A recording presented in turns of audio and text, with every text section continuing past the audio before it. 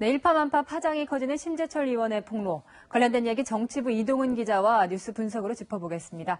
네, 키워드 먼저 설명해 주시죠. 네, 오늘의 키워드 꼼수 지급 대 자문료입니다. 네, 양쪽의 주장이 이렇게 엇갈리고 있는 건데요. 지금까지 상황을 좀 정리해 보면 어제 기재부가 이 심재철 의원을 고발한 데 이어 오늘은 이 폭로에 나왔던 인물들이 직접 반박을 하고 나섰어요. 먼저 이정도 대통령 총무비서관이 반박 기자회견을 했다는데 회견의 핵심 내용이 무엇입니까? 네, 청와대 살림꾼 이정도 대통령 총무비서관이 직접 나섰습니다. 이정도 비서관은 문재인 대통령이 수당을 지급하라고 하지 않았다. 내가 판단해서 했고 구두 보고를 드렸다고 말했습니다.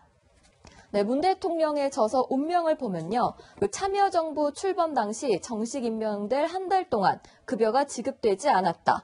노무현 대통령께 말씀드렸지만 어쩔 수 없다고 하셔서 내 사비로 교통비를 지급했다고 적혀 있습니다. 문 대통령은 노무현 정부 시절부터 무보수 근무에 대해 문제가 있다고 생각한 건데요. 청와대 설명대로라면 10여 년이 지나 자신이 대통령이 되자 참모진이 나름대로 해결 방안을 마련했다고 보면 될 것 같습니다. 네, 그렇다면 문제가 됐던 미용업에서 사용한 이용권 3건, 이 부분에 대해서는 충분히 설명이 됐습니까? 네, 청와대가 미용업에서 카드를 쓸 일이 뭐가 있냐는 지적이 나오자 바로 구체적인 내역을 공개했습니다. 한번 영수증을 보시면요. 그 첫 번째 건 같은 경우에는 평창 올림픽 혹한기 경호작전을 수행 중인 군인 경찰 10여 명을 위로하기 위해 1인당 5,500원의 사우나 비용을 지불했다고 설명했습니다. 나머지 두 건의 경우 의경 격려차 치킨 피자 지급, 경호 간담회 지출이었는데 카드사 오류로 미용업으로 분류된 것 같다고 해명했습니다. 네, 어쨌든 전체적으로 보면 비용 처리에 의문이 가는 점을 남기긴 한 것이잖아요. 네. 예전 정부에서도 이런 경우가 있었습니까?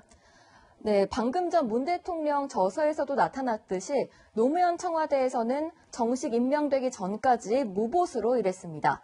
이명박 박근혜 청와대에서도 청와대 참모진들이 정식 임명되기 전 회의 참석 명목으로 정책 자문료를 받은 일은 없습니다.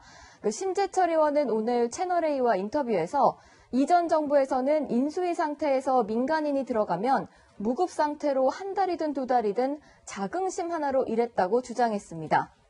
채널A 취재 결과 전 정부 청와대 참모진 일부는 월급 명목으로 급여를 보상받은 것으로 확인됐습니다. 문재인 청와대 같은 경우에는 조기 대선으로 인수위 없이 바로 청와대에서 일을 시작해야 했다는 차이점이 있는데요.